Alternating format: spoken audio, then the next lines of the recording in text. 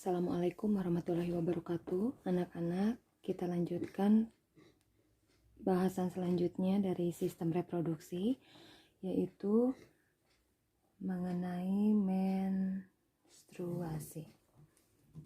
Nah, pada saat periode pematangan seksual, itu hormon yang dihasilkan oleh ovarium akan merangsang endometrium atau dinding rahim untuk mengalami siklus yang disebut menstruasi.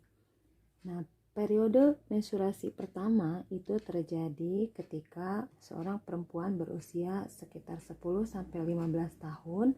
Ini yang disebut sebagai masa menarche, ya. Dan akan berakhir ketika seseorang berusia di atas 45 tahun atau yang disebut sebagai menopause, yang ditandai dengan berakhirnya menstruasi. Nah, jangka waktu dari hari pertama mens atau haid ke hari selanjutnya itu disebut daur haid atau menstruasi. Nah, daur haid ini dibedakan menjadi dua. Ini menstruasi atau haid, ya, yaitu tahap pertama yang disebut tahap sebelum ovulasi atau praovulasi, dan tahap kedua yaitu tahap setelah ovulasi atau disebut pasca ovulasi.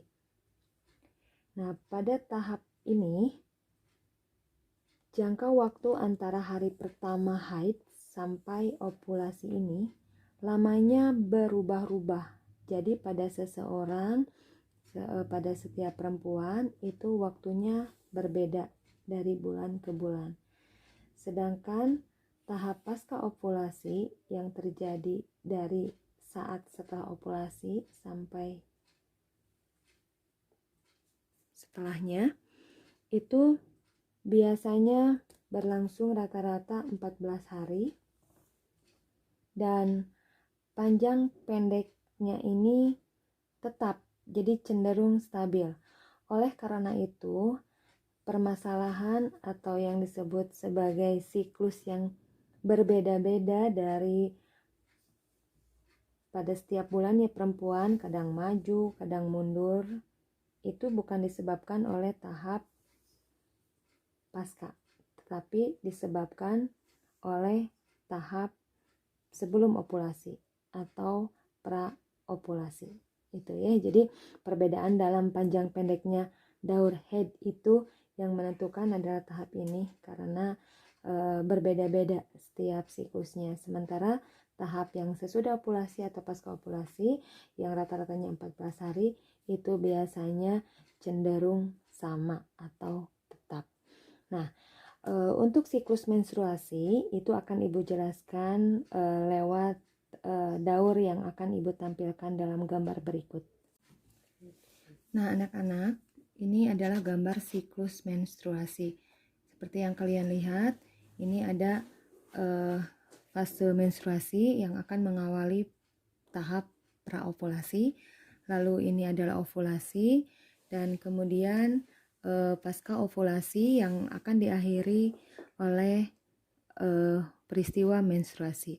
Nah, ini jadi ketika kita menstruasi yang berlangsung 4-6 hari, semakin hari semakin berkurang. Nah, pada saat itu pada ovarium sudah siap-siap akan mengalami ovulasi kembali. Nah, kita simak dulu hormon. Nah, ini adalah gambaran fluktuasi hormon. Hormon yang terlibat pada siklus menstruasi ini adalah follicle stimulating hormone, estrogen, luteinizing hormone, dan progesteron. Nah, cara kerjanya, follicle stimulating hormone ini adalah hormon yang seperti kita ketahui dihasilkan oleh kelenjar hipofisis, yang dia bekerja untuk merangsang munculnya follicle pada ovarium, ya. Jadi ketika kita mau selesai mens atau ketika mens pertama itu follicle stimulating hormone diproduksi dan siap-siap membentuk kembali folikel. Nah, calon-calon telur pada ovarium itu akan dibungkus oleh folikel seperti yang sudah dijelaskan pada peristiwa oogenesis. Lama-lama akan berkembang menjadi folikel yang sekunder. Nah, hal ini memicu munculnya estrogen. Jadi ketika follicle stimulating hormone dihasilkan, folikel terbentuk, maka folikel ini akan menghasilkan hormon estrogen. Nah, keberadaan hormon estrogen ini justru akan menekan produksi folikel stimulating hormone. Jadi kerjanya menghambat estrogen ini. Jadi folikel meningkat, folikel stimulating hormone meningkat, folikel dibentuk dan estrogen akan mengalami peningkatan. Oleh karena itu, folikel stimulating hormone akan ditekan produksinya. Nah, seiring dengan proses estrogen dihasilkan, maka dinding rahim, nah ini adalah gambaran dari dinding rahim. Dinding rahim yang tadinya luruh atau mengalami degenerasi ketika fase menstruasi, maka akan kembali membaik seiring dengan produksi estrogen. Nah, estrogen dihasilkan akan memicu hipofisis juga menghasilkan luteinizing hormon. Bisa kalian lihat luteinizing hormon itu akan meningkat seiring dengan peningkatan estrogen. Nah, sementara itu dinding endometrium terus mengalami perbaikan dan penebalan. Nah, sementara folikel sekunder akan berubah menjadi folikel de Graaf, di mana calon-calon telur itu akan mengarah ke satu titik, satu kutub. Nah, itu berlangsung ketika hari ke-6 sampai hari ke-13.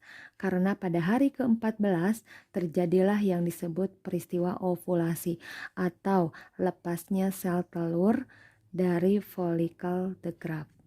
Nah, ovulasi ini nanti akan terus berlangsung lepas dan folikel de Graaf akan berubah menjadi corpus luteum, yang korpus ini akan menghasilkan hormon progesteron, di mana hormon progesteron bersama-sama dengan estrogen itu akan menjaga dinding rahim semakin tebal, semakin hangat, dan semakin banyak dialiri oleh darah, sehingga jika suatu saat ada terbentuk embrio, maka akan menjadi tempat yang sangat nyaman bagi embrio.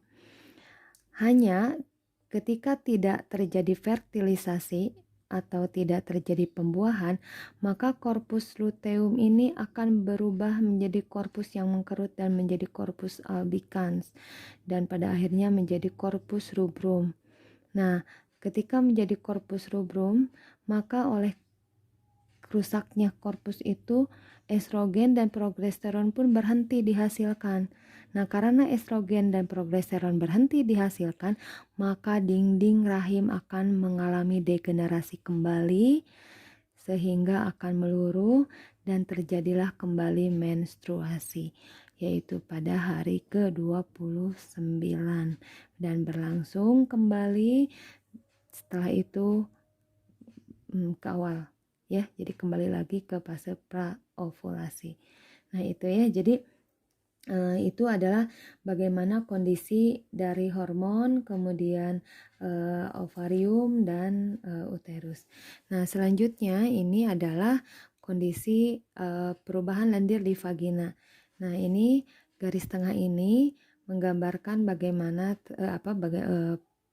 peristiwa ovulasi.